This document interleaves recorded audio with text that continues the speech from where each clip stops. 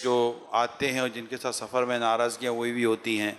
अब बैठे हुए ऐसे मजाक, अब वो नहीं हुआ था याद है मीना में वो इतना उठा उठा के थक गए, नमाज ही नहीं पढ़ रहा था मीना के मैदान में, उसको देखा था खाना कैसे खा रहा था। और याद आ रहा है यानी कि अब हज के बाद जो हज की बातें और मदीने की बातें बयान हो रही होती हैं, उनमें ऐसा भी होता है कि किसी की गिबत हो रही होती है, किसी का ऐब बयान हो रहा होता है। अच्छा, बाद वक़्त हम नाराज़गियाँ लेकर आते हैं, यानी जाते हुए तो हम पहचान भी नहीं रहे होते कि कौन है क्या है। लेकिन इस मुक़द्दस सफ़र में मीना जैसी मकाम पर, मुज़दलिफ़ा जैसे मकाम पर, अरफ़ात जैसे मकाम पर नाराज़गियाँ भी आपस में हो जाती हैं। और नाराज़गियों को ये बस नाराज़गियाँ लेकर आते हैं। तो इन सूरतों में हमारी आप क्या तरबियत फरमाते हैं? पहले दिन मीना शरीफ में बड़ी आजमाइश का माहौल देखा है। तो लड़ाइयाँ मैंने बहुत देखी है। मीना में लड़ रहे होते आगे, तेरी जगह मेरी जगह, फिर मौलम के आदमी को बुलाएंगे और फैसले करवाएगा, और ये भी मनाजिर देखे हैं मैंने। तो है मतलब वो शैतान तो रमज़ान में कैद होता है ना, वहाँ कैद नहीं होता, वहाँ आज़ाद होता है। खैर यहाँ भी लड़ाइयाँ होती हैं। मैं एक समझाने के लिए अर्ज़ कर रहा था कि वहाँ शैतान बिल्कुल काबे में भी नहीं छोड़ता बंदे को, सुनहरी जालियों के पास भी नहीं छोड़ता। ये हर जगह वसवसे डालता, अपना काम वो दिखाता है, इस पर पाबंदी नहीं है। तो यूँ मतलब है कि ये लड़ाइयाँ मैंने देखी हैं। मुज़दलिफ़ा में लड़ाई नहीं देखी है। मुज़दलिफ़ा में होता ही है कि सब थके हुए होते हैं सर। लड़ाई में थोड़ा यूँ आदमी फ्रेश होना चाहिए ना। मीना में दूसरे दिन लड़ाई नहीं होती, पहले दिन होती है। पहुँचते ही फ्रेश होते हैं, जोश होता है वो, मतलब इसलिए वो शायद शैतान इनसे खेलने में कामयाब हो जाता है। मुज़दलिफ़ा में लड़ाई का तस्वुर ही नहीं है, और जिसको देखो वो अधमुआ होता है थकन के मारे, यूं कह लो। इनको भी जो हाजी साहबान आए हुए सबको तजर्बा होगा, मुज़दलिफ़ा में बोलती बंद।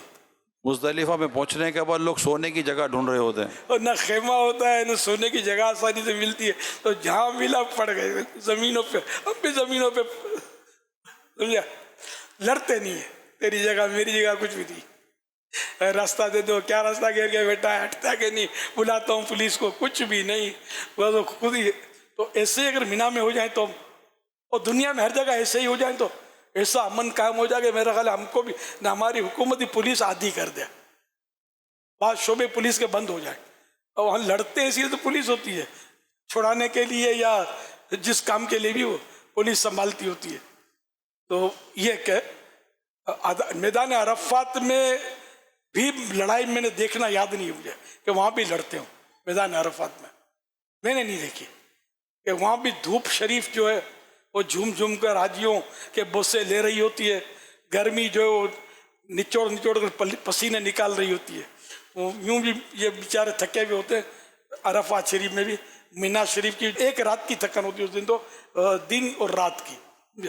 तो फिर भी एक आराम, चूँकि सफ़र में ज़रा कम मिलता है।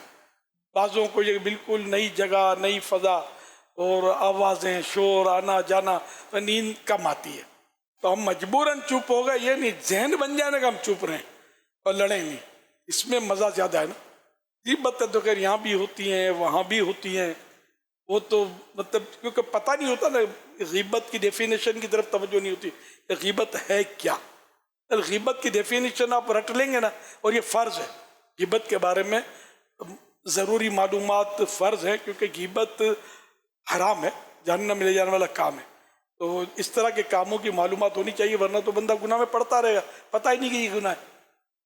तो ग़ीबत किसी में मौजूद ऐब खामी है ना, उसका बुराई के तौर पर पीछे से तज़किरा करना, ये है ग़ीबत। बोलते ना बोलने में 9 गुण, आदमी कम बोले।